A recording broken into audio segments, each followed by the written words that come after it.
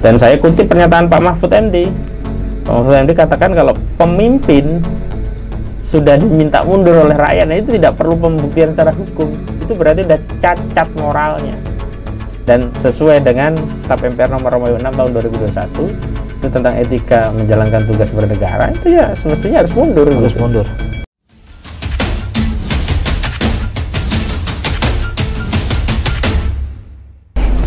Bismillahirrahmanirrahim. Assalamualaikum warahmatullahi wabarakatuh. Waalaikumsalam warahmatullahi wabarakatuh. Alhamdulillah wassalatu wassalam ala rasulillah wala haula wala quwata illa billah. Alhamdulillah, pada kesempatan ini kembali bersama saya Kang Abdul, masih di channel AK Channel. Saya ditemani oleh yang tidak asing lagi, yang sangat sering ada di mana-mana ya. Pengadilan di mana-mana ada juga, sibuk sekali beliau ini, advokat yang luar biasa sibuk. Beliau adalah Ustadz Ahmad Khazinuddin. Ustadz sehat? Sehat walafiat. Alhamdulillah atas izin dan perlindungan dari Allah Subhanahu wa taala. Ya, baik. Langsung saja Ustadz Ahmad, kali ini kita akan membahas yang masih rame banget nih, viral banget ya. Jadi pemerintah sangat telanjang sekali terbukti gagal dalam menangani COVID, dalam menangani pandemi ini, sehingga hal ini mendorong banyak pihak untuk menuntut Presiden Jokowi ini mundur. Dan salah satunya adalah Anto Ustadz Ahmad ini juga menuntut Pak Jokowi untuk mundur ya. Itu apa saat yang ada di tangan? Nanti saya ceritain. Ini bukti saya ikut menuntut Pak Jokowi mundur gitu. Oke, Ustadz juga terlibat dalam hal ini ya. Bisa diceritakan Ustadz, apa yang terjadi dan apa yang Ustadz tuntut terhadap Pak Presiden Jokowi ini? Ya, bismillahirrahmanirrahim. Assalamualaikum warahmatullahi wabarakatuh. Waalaikumsalam warahmatullahi wabarakatuh. Jadi pertama ya yang harus kita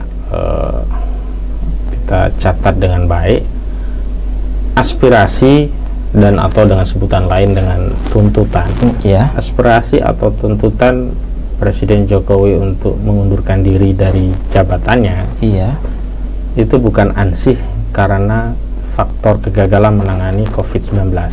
Ini yang pertama ya, catat ini penting. Sebab kegagalan pemerintahan Pak Presiden Jokowi itu sudah banyak dan banget ya, terjadi jauh sebelum pandemi COVID-19 ini melanda Indonesia ya. Hanya memang pandemi ini menambah panjang deret kegagalan Presiden Jokowi ya. Misalnya saja soal kegagalan itu kan diantara yang sederhana adalah mampu tidak seorang presiden merealisir programnya, atau sederhananya bahasa rakyat itu presiden mampu merealisir janji-janjinya ya. Janji akan buyback Indosat itu kan bukan terkait pandemi gitu iya. Sampai hari ini apakah sudah bisa di buyback? Belum. Dan janji tidak akan impor ya. Itu kan tidak terkait pandemi ya, iya. Dan itu banyak yang menuntut untuk direalisir janji tadi, dan hari ini kita import nyaris berbagai sektor kita import. Bahkan dengan Cina itu kan perdagangan kita selalu defisit, artinya kita banyak import dari Cina, atau Cina lebih banyak ekspor ke kita dan perdagangan kita dengan Cina itu kan yang terbesar gitu, karena banyaknya kebutuhan hajat kita yang perlu dipenuhi, dan ternyata kalau Cina mampu produksi banyak kebutuhan gitu. Sekarang kan apa aja kan produk Cina, dari HP bahkan sampai tusuk gigi itu kan gigi ya, ibaratnya Cina kan, ya. Gitu, ya. Itu yang kemudian kita juga harus perhatikan bahwa persoalan menuntut Presiden Jokowi mundur itu juga bukan karena soal-soal janji tadi yang tidak terpenuhi, tapi juga kegagalan di bidang penegakan hukum. KPK dilemahkan. Betul. Terus masalah gagalnya mengungkap pembunuhan 6 laskar FPI. Iya itu. Dan hukum yang tebang pilih tebang. Iya. Sama-sama kerumunan, tapi kerumunan presiden, menantu presiden, anak presiden tidak ditindak. Iya. Tapi kerumunan ulama habaib kemudian diproses gitu. Dan sederet persoalan bangsa lainnya. Jadi yang perlu saya tegaskan adalah yang pertama, tuntutan atau aspirasi meminta Presiden Jokowi mundur bukanlah ansih atau hanya karena soal pandemi, tapi sesungguhnya kegagalan-kegagalan pemerintahan dan kekuasaan yang menjadi tanggung jawab seorang kepala negara sekaligus kepala pemerintahan, yakni Presiden Jokowi, itu memang sudah terjadi dan memang pandemi ini menambah deret panjang kegagalan itu. Iya. Yang kedua, ini yang harus juga diketahui oleh publik, bahwa aspirasi meminta atau bahkan menuntut Presiden Jokowi mundur itu adalah aspirasi yang konstitusional. Ada dasar hukumnya. Karena konstitusi kita, yakni Undang-Undang Dasar 1945 mengatur bahwa presiden itu bisa saja tidak sampai purna tugas, tidak sampai akhir periode gitu. Oh, ada itu ya? Bisa. Oh, bisa ya. Itu. Di ketentuan pasal 7A Undang-Undang Dasar 1945 itu dikatakan bahwa presiden bisa. Ya berarti diantaranya karena melakukan perbuatan tercela. Nah, itu yang menjadi bahan sejumlah warga negara untuk mengajukan gugatan. Jadi presiden melakukan perbuatan tercela sesuai dengan ketentuan pasal 7A, ya presiden bisa dimakzulkan. Nah, inilah materinya. Nih pemirsa, ini adalah berkas berkas gugatan yang saya salah satu diantaranya menjadi advokat. Ini ada 122 halaman. 122 halaman. Ini saya bacakan dulu saja ya tuntutannya rakyat-rakyat nih ya. Masya Allah, ini nih saya bacakan sekali nih. Ya, tuntutannya adalah 1. Menuntut tergugat, yakni Presiden Joko Widodo ya, untuk menyatakan secara terbuka di publik pengunduran dirinya selaku Presiden Republik Indonesia. Agak dekat lah biar ada jelas. 2. Menerima gugatan perbuatan melawan hukum secara material dalam fungsinya positif ini. 3. Mengabulkan seluruh gugatan ini. 4. Menyatakan tergugat Presiden Joko Widodo melakukan perbuatan melawan hukum dalam fungsinya positif atau melakukan perbuatan tercela atau perbuatan tidak patut atau perbuatan tidak terpuji. 5. Menghukum tergugat untuk membuat pernyataan tertulis di muka publik atas kesalahan tersebut, yaitu melakukan perbuatan tercela atau perbuatan tidak patut atau perbuatan yang tidak terpuji. 6. Menghukum tergugat untuk membayar biaya perkara. Jadi ini menarik, ini ada warga negara, ada Muhyiddin Jali, Ira Ihsan, Wahidin, kemudian ada Fahri Lubis, Tulus, Andi Neni, Sri Lestari, Soraya, dan yang lain-lainnya. Ini memang mengajukan gugatan agar presiden mundur. Dan ini konstitusional, resmi di pengadilan dan diterima, ada nomor perkaranya. Update-nya gimana nih sekarang? Nah, ini perkara nomornya 20266 PDTG 2021 PNJKT PST. Update-nya kemarin gagal. Bukan kemarin ya, pada sidang yang lalu gagal. Kan ada namanya agenda mediasi. Mediasi itu presiden dengan rakyat yang menggugat dimediatori untuk bermediasi agar ketemu titik tengah lah gitu. Tapi presiden nggak datang, beberapa kali nggak datang. Dan ini penggugat sudah mengajukan nih proposal untuk biar damai. Yang pertama diminta presiden mundur. Kalau nggak mundur, presiden minta menyatakan telah melakukan perbuatan tercela. Kalau tidak, presiden tobat. Nah, tobat itu syaratnya 1. Bebaskan Habib Rizik, jangan ada kriminalisasi Saganda, Gus Dur dan yang lainnya, termasuk Ali Bahar Shah. Yang kedua, tak ada kriminalisasi terhadap ormas Islam, karena itu harus diaktifkan kembali ormas HTI dan FPI, gitu. Ketiga, harus membatalkan produk legislasi yang tidak pro rakyat, Omnibus Law, Undang-Undang Cipta Kerja itu kan, kemudian Undang-Undang Nomor 2 Tahun 2020 ini tentang masalah penanganan pandemi COVID-19. Kemudian Undang Nomor 3 Tahun 2020 ini perubahan Undang Nomor 4 Tahun 2009 ini berkaitan dengan Undang-Undang minerba ya, mineral dan batubara, pertambangan dan mineral batubara gitu.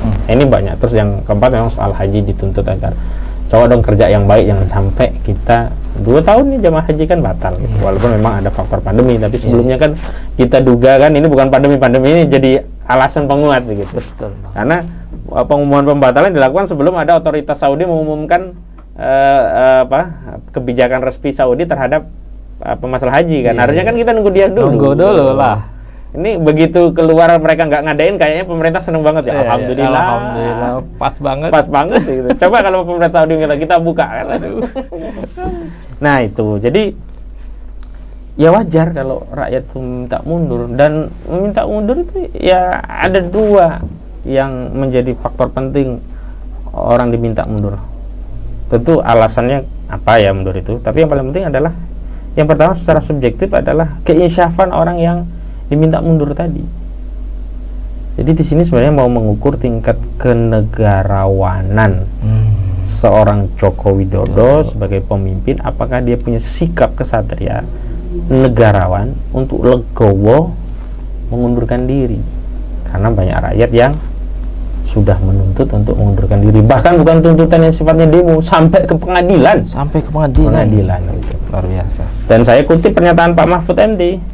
Pak Mahfud MD katakan kalau pemimpin sudah diminta mundur oleh rakyat, nah itu tidak perlu pembuktian secara hukum, itu berarti sudah cacat moralnya.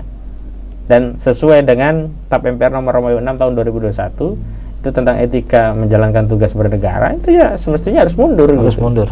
Dan kita kembalikan kepada Pak Jokowi, sejauh mana etika bernegaranya gitu. Kalau etikanya baik tentu dia akan mundur, karena sudah banyak yang pingin nuntut dia mundur gitu.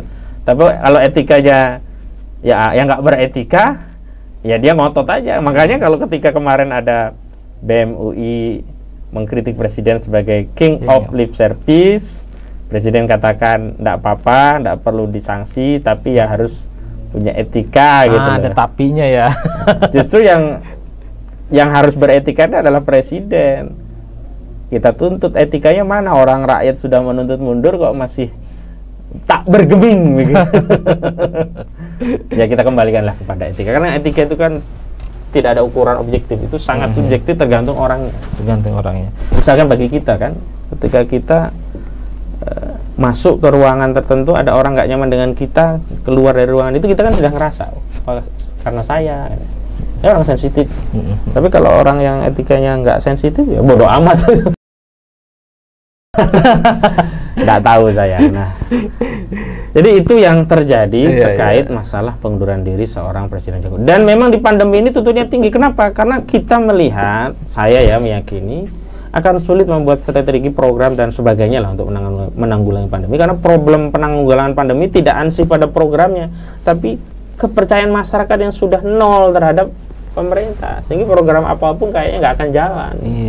Mau dirubah PPKM, PMP, IPA, IPS, biologi, nggak ngaruh gitu. Kayaknya masyarakatnya sudah moh gitu. Benar. Nah, saya kemudian menyarankan agar Pak Presiden mundur, biar ada anak bangsa yang lain yang memimpin untuk melawan pandemi, sehingga muncul kohesi internal di antara anak bangsa bersatu untuk bersama menghadapi pandemi. Tapi kalau yang memimpin Pak Jokowi kayaknya masih sulit gitu loh. Orang-orang ini udah patah arang gitu loh. Kalau yang memimpin, ngomong dia aja ngelanggar physical distancing kok kita disuruh taat, nah kira-kira begitu. Tapi Ustaz, ya by the way ya, kalaupun misalnya Pak Jokowi itu akhirnya beliau dengan logo mundur, lantas apakah persoalan bangsa ini selesai? Itu tadi, memang kita tidak bisa menampik ya, tidak akan selesai ansih atau saja dengan pengunduran diri Presiden Jokowi. Misalkan begitu presiden mundur, corona langsung pergi, biar gitu. Enggak juga. Kemudian begitu presiden Jokowi mundur, utang 6.500 triliun langsung lunas. Enggak juga. Malah kita itu ketika presiden Jokowi mundur, ditinggali masalah yang banyak sekali. Tapi sebagai bangsa, paling tidak kita bisa membangun kebersamaan sebagai anak bangsa untuk menghadapi masalah secara bersama-sama.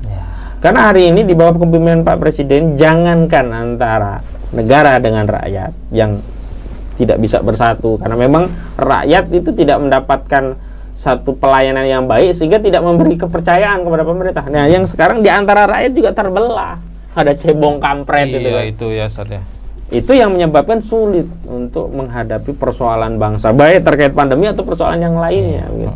Dan yang paling penting adalah berbagai skenario untuk menangani pandemi, termasuk untuk pemulihan ekonomi, untuk memperbaiki birokrasi, memperbaiki penegakan hukum, menegakkan keadilan, itu jauh lebih punya potensi akan bisa dijalankan ketimbang Pak Presiden Jokowi masih memimpin. Jadi sekarang itu kita misalkan punya rekomendasi, strategi, program, tapi begitu yang mengeksekusi Pak Jokowi, jadi kayaknya udah nggak bisa lagi deh gitu. Jadi itu, walau memang di samping dengan solusinya sifatnya hari ini harus kita ambil tadi, tapi juga kita harus mempersiapkan solusinya sifatnya berkepanjangan. Itu yang penting harus kita pikirkan. Visi setelah Presiden Jokowi mundur apa? Nah, gitu. Ustaz Ahmad ya, dan tidak berarti kita ini sedang berusaha untuk menuntut rezim ini turun ya. tapi di sisi lain juga banyak juga masyarakat, warga yang menuntut ganti sistem, ganti rezim, ganti sistem. Nah, ini kan ada suatu hal yang baru nih, berarti ganti rezim, ganti sistem. Ibaratnya rezimnya diganti, sistemnya juga. Kalau tadi kan baru ganti rezimnya saja, baru turunkan Pak Jokowinya saja. Sistemnya masih. Bukan turunkan, mundur. Nanti kalau turunkan seolah-olah kita maksa. Kita cuma minta mundur. Mundur ya. Kalau turunkan Jokowi, nah itu maksa kita. Pak Presiden mundur dong, mundur. Di gugatan juga saya bilang mundur, bukan turun. Mundur ya. Beda. Apa itu bedanya tuh? Ya kalau mundur itu sebenarnya tuntutan yang sifatnya pilihan kepada presiden. Kalau dia tidak memilih, ya kita kembalikan ke karakter kebangsaan seorang presiden. Tapi kalau nuntut mundur itu udah apa? Tadi turun. Turun pokoknya, nggak peduli lah, pokoknya turun. Nah itu pokoknya, nggak pakai hukum lagi kalau itu. Kita masih ngikutin rule yang ada gitu, dan harus kita ikuti gitu.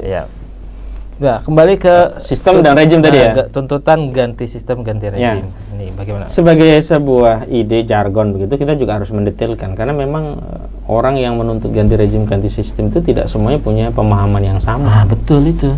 Misalkan ketika ada yang menuntut ganti sistem gitu ya, ada yang menganggap sistem hari ini keliru dan mereka melihat sistem pada saat Orde Baru itu benar, baik, lebih baik lah setidaknya daripada sistem hari ini, maka muncul narasi untuk kembali ke UUD 45, kembali ke sistem lama. Kan berarti ganti sistem juga, dengan cara mengembalikan sistem yang lama.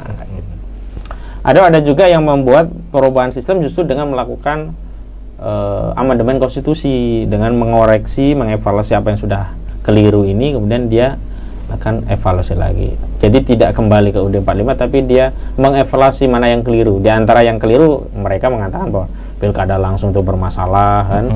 Pilpres langsung juga ngabisin duit. Kenapa nggak cukup MPR kayak zaman dulu? Sehingga kalau ribut cuma orang MPR, nggak harus seluruh rakyat dan seterusnya begitu. Ini. Tapi sebenarnya ada ganti rejim yang ketiga. Nah, ini apa nih? Nah, ganti rejim ketiga itu mereka berpandangan bahwa semua derivat sistem sekuler ini, baik dengan tetap dengan sistem hari ini ya, atau kembali ke sistem lama, atau sistem ini kemudian diutak-atik gitu ya, dengan pandangan itu tetap saja bagian dari rezim sistem sekuler. Betul. Maka mereka ingin mengubah menjadi sistem Islam. Apa itu sistem Islam? Jadi sebuah produk bernegara yang asal normanya itu berasal dari Islam, bukan berdasarkan dari akidah sekulerisme. Kalau sekulerisme kan dari akal, karena membuang jauh agama, nggak usah ikut-ikutan deh agama kalau ngatur negara. Nah, kalau dengan sistem Islam justru pertama yang harus dilihat itu agama. Islam bagaimana mengatur, Al-Quran bagaimana, Al-Hadis bagaimana. Jadi kalau seorang negarawan yang mengelola negara dengan Islam, dia itu ketika mau memutus kebijakan, dia buka Al-Quran dulu. Tentang hal ini apa ya yang mengatur. Kalau nggak ketemu, dia buka hadis Bukhari. Nggak ketemu pun dia cari yang Muslim. Nggak ketemu, dia cari Nasa'i, Tirmidzi dan sebagainya. Kalau nggak ketemu, paling nggak dia cari doktrin ulama Imam Syafi'i terkait masalah ini apa ya pendapatnya. Nah, baru diadopsi. Tapi kalau sistem itu sekuler, nggak dipakai dia Al-Quran, hadis, apalagi Imam Bukhari. Paling dia lihat Montesquieu, dia berpandangan apa ya? David Ricardo, kalau kondisi ekonomi seperti ini, supply demand bagaimana ya?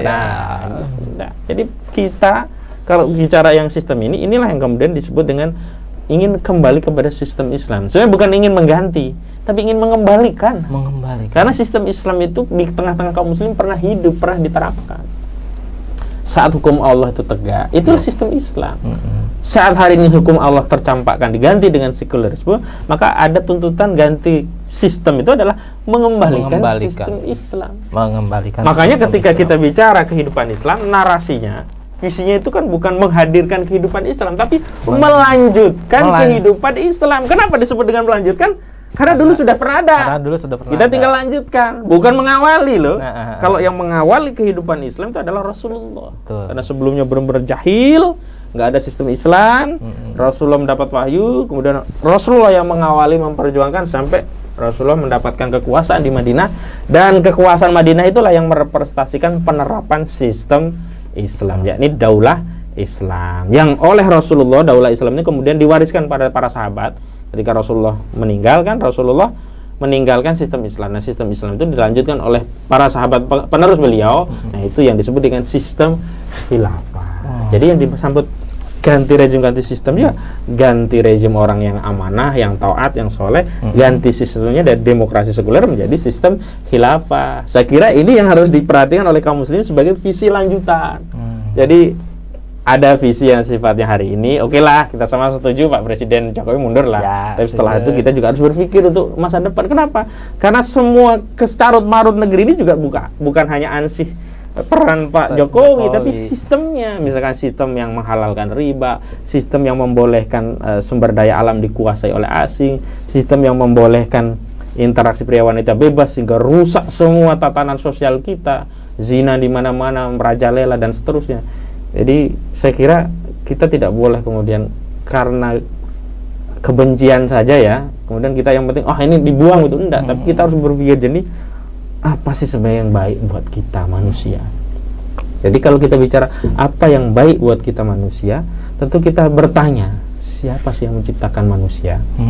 Siapa yang menciptakan alam semesta? Bahkan siapa yang menciptakan kehidupan? Dan kita sampai pada kesimpulan, dialah Allah Subhanahu wa Ta'ala. Dan kalau Allah yang menciptakan manusia, alam semesta, bahkan kehidupan ini, pastilah Allah yang paling tahu apa yang terbaik buat kita manusia.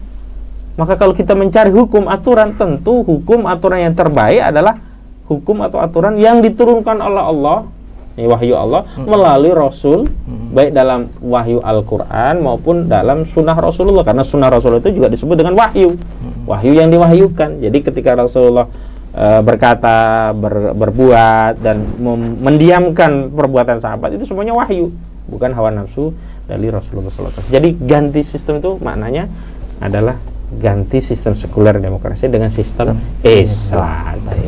Masya Allah. Terima kasih kepada Ustaz Ahmad. Sama-sama telah memaparkan luar biasa. Dukung ya, ini gugatan nih. Pemirsa yang setuju dengan gugatan untuk meminta Pak Presiden Jokowi mengundurkan diri dari jabatannya, nih, like and share, subscribe ya. Subscribe. Komen ya. Setuju nggak Pak Jokowi mundur? Sorry, bukan mundur. Apa tadi? Iya benar, mundur. Bukan berhenti. Bukan turun, tapi mundur dengan legowo. Terima kasih pada Ustaz Ahmad. Sama-sama. Juga pada pemirsa. Jangan lupa terus nantiasa saksikan channel ini. Insya Allah channel ini akan bermanfaat untuk kita semua. Terakhir, mohon maaf apabila ada hal yang kurang berkenan. Wassalamualaikum warahmatullahi wabarakatuh. Takbir. Allahu Akbar.